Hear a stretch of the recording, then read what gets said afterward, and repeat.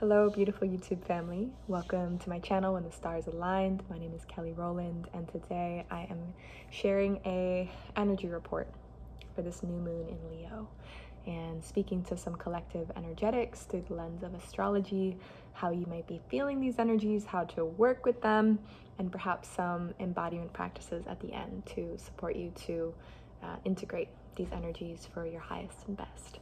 So we currently today, on August 16th, are experiencing a new moon in Leo. Now, whenever we have a new moon, it's also known as the dark moon or the no moon. That's a really easy way to remember the new moon phase of a cycle. No moon in the sky, the moon is dark. It's the dark phase. It's the underbelly. It's the underworld. It's the space of fertile gestation and creative potentiality. So on new moons, we are given this invitation into new beginnings and to start afresh in a way, in a certain area of our lives, within a certain frequency, depending on the sign of the moon. It's a big call for a new beginning and for fertility, fertile new beginnings and new visioning.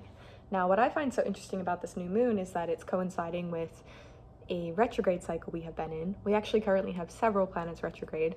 So if you have been feeling like life has been a bit clunky and stuck, and you've been revisiting old things and reworking old things and trying to figure out how the pieces come together, it's okay. This is retrograde energy. We have 7 planets retrograde, so there's a very strong theme right now collectively of reimagining our lives, reflecting on our lives, and reassessing. There's a lot of rewords: reflection, reassessing, reimagining, revisioning, resourcing. It's really getting clear through a period of reflection. That's what retrograde time periods offer us. So in particular with this Venus retrograde, there has been a lot of inspection and investigation around what we desire. What is it we really desire, and what is it we really want? And are we experiencing deep pleasure from our lives, deep fulfillment in our lives? Are there certain things that have just run their course? Are there certain places we are lying to ourselves? These are things we can't really avoid in a retrograde cycle. It's going to come up to be examined. So with this new moon in Leo, we have this heart light. I always like to consider Leo like the heart light. Leo to me rules over the 4th chakra of the heart, which is leading with our heart, feeling with our heart, letting our heart be known, letting our heart's desires be known, trusting in the innocent callings and desires of our heart. So with this new moon in Leo, we have new beginnings of shining our heart light through this larger collective phase of retrograde reflection. So there is a very, very powerful energy present for us today to get more clear on where we are and where we are not honoring our heart's truest desires. Now that can sound so grandiose, right? It's like many of us, we're just trying to get through the days, whether it's work stuff or relationship stuff or health things, right? Like life can just get so gritty and dense, and it's okay. It's part of our human experience. I am in that too. And periods like this, though, where we have this new moon in Leo that is offering up an invitation of, yes, I know you're in it, and I know you're reflecting on all of these areas of your life, and I know you're just trying to keep your head above water with these different areas of your life that you're reassessing and reflecting and revisioning and reimagining and resourcing, rearranging, but let the heart shine through. Today is a beautiful day, and over the next 2 weeks leading up to the full moon on August 30th, it's a really powerful time to allow the heart light to shine. So what are some practical ways we can do that? What are things that your inner child loved doing? Leo energy directly connects us to our inner child, that inner child that is always present within us. Now, of course, we can hide from that voice. That voice can get diluted. That voice can get lost in the myriad of life responsibilities and heartbreaks and pressures and challenges. But that inner child, I believe, is always waiting for us when we turn our eyes within and we offer a hand. Do you want to play? What do you want right now? How are you feeling? It's taking that moment to be sensitive with ourselves and our own heart. It's tending to our heart light. So what are some practical ways you can do this? I'll just share some practical experiences I had today that I wasn't expecting, but really supported me to connect to this Leo new moon and my own inner child. I'm currently visiting my hometown. I took a trip to Salem, Massachusetts to touch back on my roots, my birth roots, see my family. And today when I went and visited my mom's house, she had all these pictures out. She had been organizing old family photos, and she had put some aside for me that were of me and my dad and my siblings, and I went through and looked at some of them myself, and I had this powerful moment looking at these pictures of myself as a child. There's a dog next door. I hope he's okay. He's been barking so much. My little Leo heart is like, dog, be free. Anywho, I was looking at these pictures and I felt so in awe. I felt so much gratitude. I felt so activated by seeing this childhood version of myself, by seeing these pictures of myself as a 2-year-old and a 4-year-old and a 5-year-old, and just seeing the uniqueness of my spirit, or the way I like to dress, or certain facial expressions I would make. It had helped me connect to the heart of my inner child, and I immediately felt the sense of, I want to do good by her. What's something I can do for my inner child today? For my inner child. How can I keep her alive? How can I show her I love her? So I went on a bike ride. I love bike riding. And I decided to go on a really long bike ride by the ocean. You know, it's like taking time to nurture our inner child, asking ourselves, what did I love to do as a kid? What are the things that purely bring me joy for the sake of joy?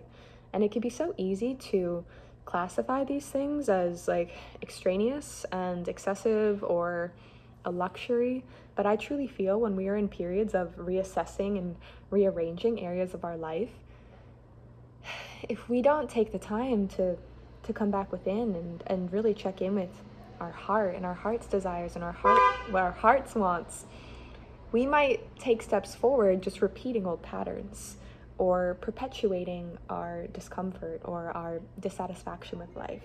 And although it can seem like a luxury, and although it can seem like a selfish thing to do or childish thing to do, I believe that our inner child has a lot of keys for us. Our inner child has a lot of wisdom for us in the truest way in which we want to move forward in our lives, in our work, in our career, in our relationships.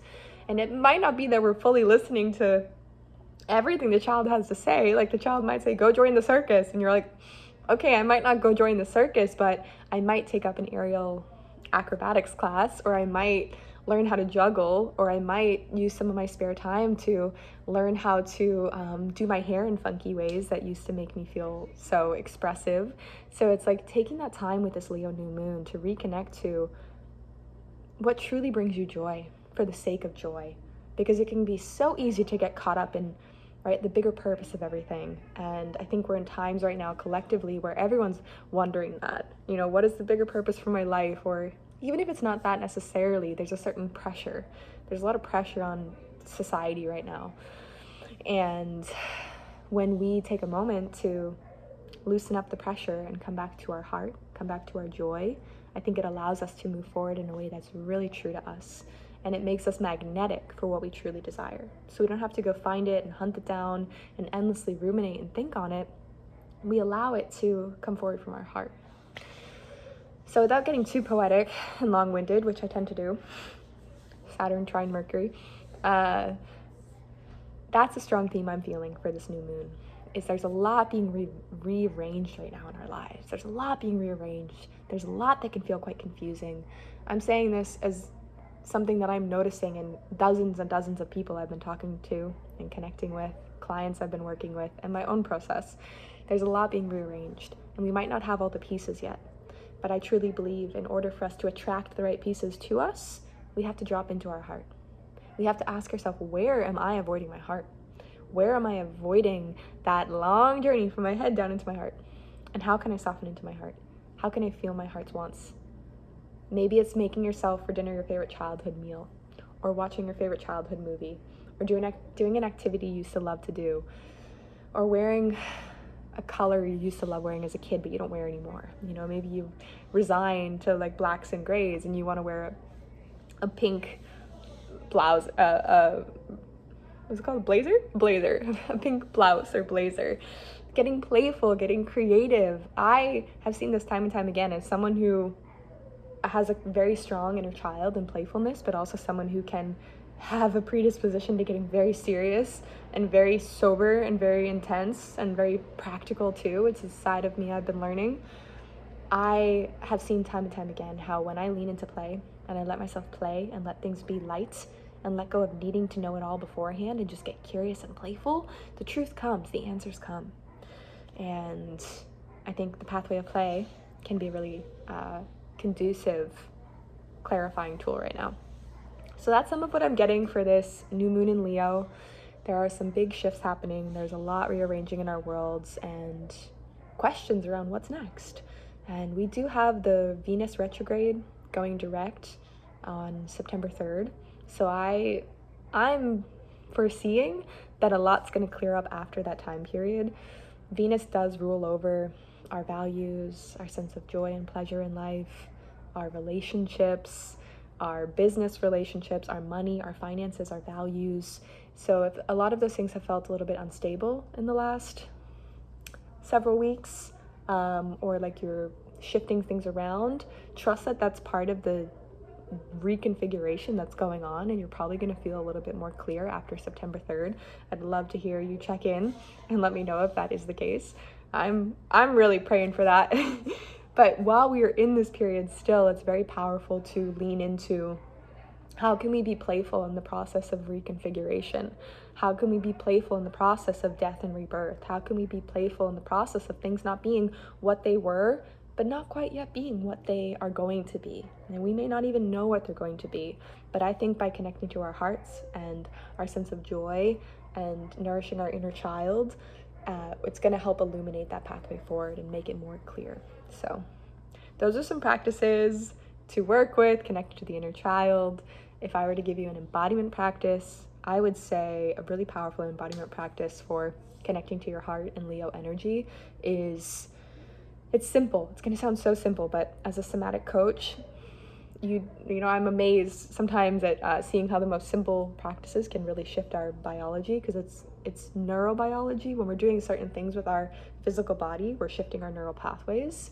So my invitation for you with this Leo new moon is to really practice opening your heart physically. If you tend to be hunched over a lot, or when you're talking to people, you cross your arms, or you close down your heart, even right now, practice like drawing your shoulders back and feeling as if there's a thread wrapped around your heart and pulling it outward. So you're like leaning open from your heart. I know it looks kind of silly, but I instantly feel a somatic shift. Somatic means of the body, so the communication of your body. I feel a shift immediately in my soma and in my emotional space, in my energetic body, when I shift from this to this. And I want you to notice in this moment, how does it feel to do that? If you're closed or if you're open. And if it feels safer, you could put some hands on your heart. Some hands. You could put your hands on your heart. Or some hands if you want someone else's hands on your heart. You could put your hands on your heart and open into your hands. And when you take a breath, feel your breath, feel your inhale push up against your hands. Feel your heart press into your hands. And when you exhale, use your hands, extensions of your heart chakra. Fun fact. Feel your hands directing that love back into your heart. And practice this for a few rounds. Exhaling, feeling your heart press into your hands, out of your chest, safely into your hands, held, nurtured, protected. And then as you exhale, pressing, absorbing, reabsorbing that energy back into your heart. Do that for a few rounds and notice how you feel. Let me know how you feel in the comments below. I'm excited to do more of these moon reports, so you're going to see me before the August 30th full moon, and I look forward to catching you then. Lots of love.